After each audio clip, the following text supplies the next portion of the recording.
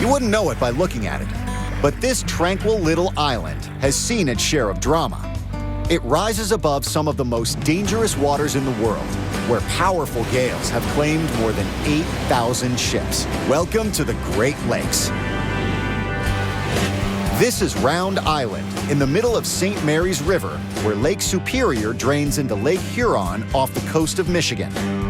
Despite its location, this 8-acre private island and lighthouse are cut off from the rest of the world, and that's exactly what attracted Paul and Georgianne Lindbergh. I just love all the different aspects of the island. The paths, I love walking the paths. At times, sometimes there's so many beautiful mosses growing on all the rocks in the different areas that you can be in England or in Ireland or someplace just in another space. I guess it's just beauty. When you can look out and see bald eagles and osprey, no matter where you look, no matter what time of season, it's magnificent. But Round Island wasn't always the beacon of bliss and family fun that it is today. When Paul and Georgianne Lindbergh first found this island and its broken-down lighthouse, it was in ruins. But that wasn't about to knock this couple off course. I mean, it was rough. It was really bad. But no matter how bad it was, you could just look around and you could see the potential. Paul is a landscape architect and Georgianne is an interior designer. The decision to launch this epic voyage happened quite by accident one day when Paul was out duck hunting. We came upon this island as a spot to hunt, and my cohort said, "You ought to go look at this old lighthouse." It was so serene, I knew at that point that I wanted to buy the island. He showed me this photograph of the lighthouse, and he said, "What do you think of this?" And I said, "When are you going to buy it?" Without so much as setting foot inside the lighthouse, Paul bought the island. That was the easy part. The lighthouse was originally built in 1892 and decommissioned in 1922. After more than 100 years of neglect, the lighthouse was close to caving in, and the living quarters were, well, unlivable. Because this was all cut up into small little rooms. Tiny rooms. There was nothing open about no it. kitchen or anything. I mean, there was nothing. Paul and Georgianne wanted to maintain the integrity of the century-old lighthouse while adding on new rooms to open everything up.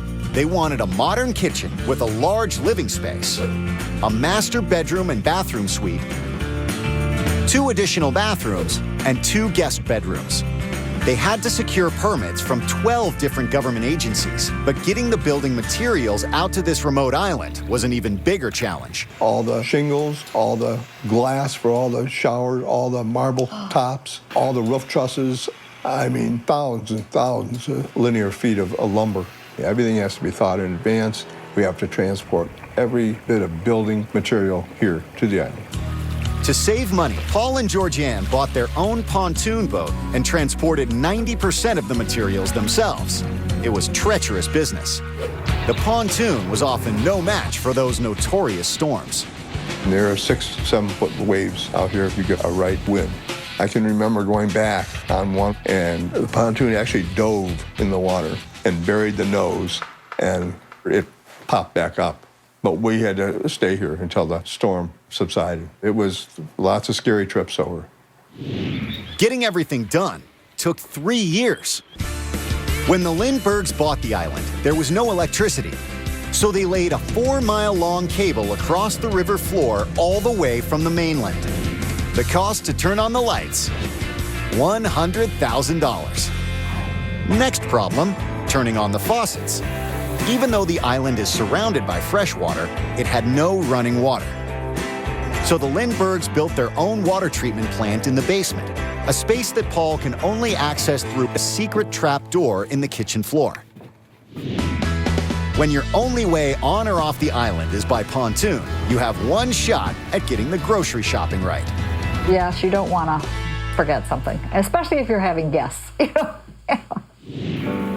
And what good is owning a private island if you can't enjoy the views? The couple wanted a massive deck, but the land was tight where they wanted to build this outdoor living room. We couldn't go forward much because of the water, so we cantilevered all the deck out over the water. Paul's inspiration, and it just works beautifully.